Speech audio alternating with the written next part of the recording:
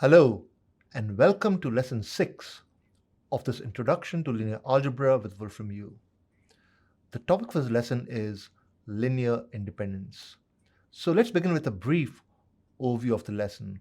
So here you see there are two vectors, a pair of vectors in this picture over here, and one of them is red, the other one is blue, and they clearly lie along the same straight line. And in such a case, we'll say that they are linearly dependent.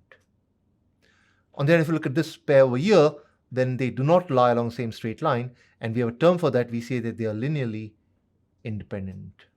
So this lesson studies the topic of linear independence for sets of vectors, not just in 2 or 3 dimensions, but in n dimensions. So let's begin with a formal definition of linear independence. So vectors v1, v2 up to vm are linearly independent if the equation c1v1 plus c2v2 up to cmvm equals 0 has only the trivial 0 solution. What that means is that if you put all the constants over here equal to 0, then of course you do get a solution, but that's the trivial 0 solution. And the question is, are there any other solutions or not? Well, on the other hand, if you say that things are linearly dependent, then what you mean is that there are constants c1 up to cm, not all 0, such that the equation is satisfied. And this equation over here is called a linear dependence relation among the vectors v1 up to vm. And this relation is actually a homogeneous vector equation. The word homogeneous just means that you've got a 0 on the right hand side. Okay, so now some simple examples. So let's say you have a set with just one vector. Well, if you have a set with one vector, then it is linearly independent if that vector is not the 0 vector. So for example, here's the vector 2, 4, 7. And if you try and figure out the linear dependence relation, it says that c1 times v is 0, 0, 0. But of course, that just means that you only have c1 equal to 0 as a solution. So it only has the trivial solution c1 equals 0. And therefore, the set is linearly independent. Now suppose that you have the 0 vector. Well, then you can choose any scalar like c1 equal to 5, and then if you do c1 times v, you do get back 0, 0, 0. So this set is linearly dependent. So for a single vector, it's really simple to figure out whether the set given by it is linearly independent or not. So let's go on to sets with 2 vectors. Well, if you've got 2 vectors v1 and v2, then that set is linearly dependent if at least one of the vectors is a multiple of the other, a bit like what you saw in the figure early on.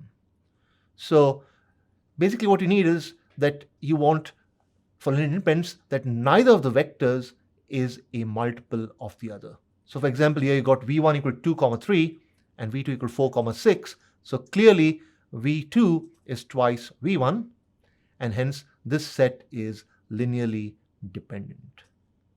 On the other hand, if you take 2, 3 and 4, 15, then that equation for linear dependence has no solution, no non-trivial solution, and hence the set is linearly independent.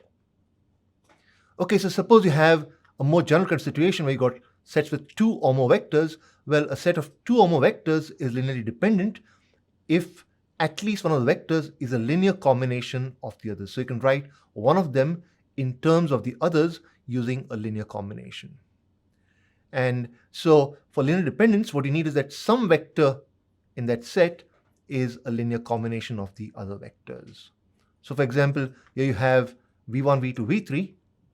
And clearly, if you look at v3, then it is v1 minus 3 times v2. So for example, 11 minus 6 is 5, etc. And you can check that now, that v3 is v1 minus 3 v2, and hence this set is linearly dependent.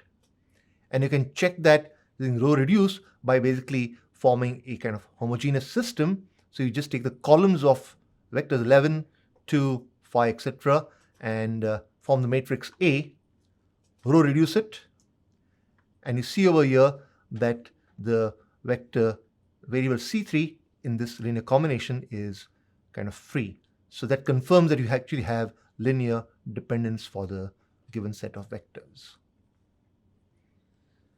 Okay, so an example for linear independence now, where you got three vectors u, v, and w. And the question is, are they linearly independent or not? Well, for that you need to solve the equation over here, the dependence relation. So you form the augmented matrix using the vectors.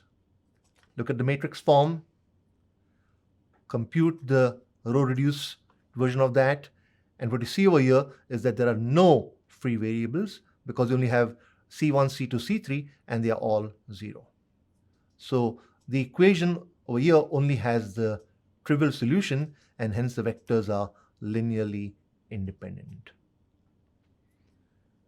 Okay, so a couple of quick tests for linear dependence. So first of all, if you have a set of vectors which has a 0 vector in it, then that set is linearly dependent. So for example, here you got v2 equal to 0 vector, v1 is not 0, but v2 is 0 over here, then you can take a combination 0 times v1 plus 5 times v2, and you do get back 0. So this set is linearly dependent because you have the 0 vector over there. And you can confirm that with row reduce, and you see over here there's a free variable c2, and hence you actually have a confirmation that the system of vectors is linearly dependent. Another quick test for linear dependence is to look at the vectors and check if there are more vectors in the set than there are entries in each vector. So for example, if you have v1, v2 up to vm in Rn, then the m over here should be greater than the n. So for example, over here you have three vectors. Each of them has got two entries, so you've got three vectors in two space. Let's see what happens. You set up the augmented matrix. Look at the matrix form. So the columns over here are the vectors. Obtain the reduced echelon form, and sure enough, you have one free variable. And so the homogeneous equation has non-trivial solutions, and the vectors are linearly dependent. Okay, now with all this background, we come to the topic of linear independence of matrix columns. So instead of starting with vectors, let's start with the matrix. And the matrix has columns A1, A2 up to AN. So then what you want to check is what happens to the columns if you treat them as vectors.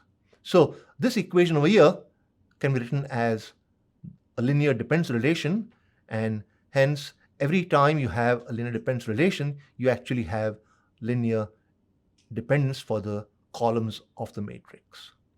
So the columns of A are linearly independent if and only if this equation over here has only the trivial solution. So given a matrix and given its columns, you can then try and figure out whether they are linearly independent or not. So an example of that, here's a matrix, capital A. Look at the matrix form.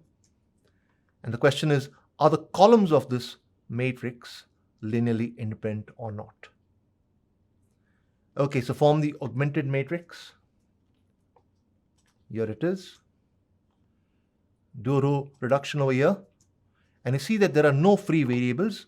So all the constants over here are going to be 0. So there are no free variables, and hence this set of column vectors for the matrix is a linearly independent set.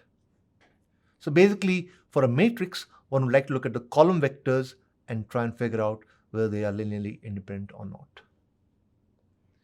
Okay, so that brings me to the end of the lesson. And the main point is that a set of vectors is linearly independent if and only if no non-trivial combination of them gives the 0 vector. And of course, there are many quick tests for determining that. So for example, if you have a set which has got a 0 vector in it, then that set will definitely be linearly dependent.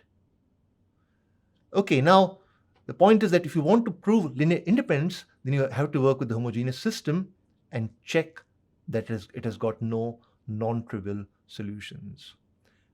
And of course, everything you said over here for vectors actually holds for matrices by looking at the column vectors of a matrix. So that brings me to the end of the lesson, and in the next lesson we'll talk about linear transformations. But before that, do review this topic of linear independence. It's quite important to linear algebra. So I'll stop over here. Thank you very much.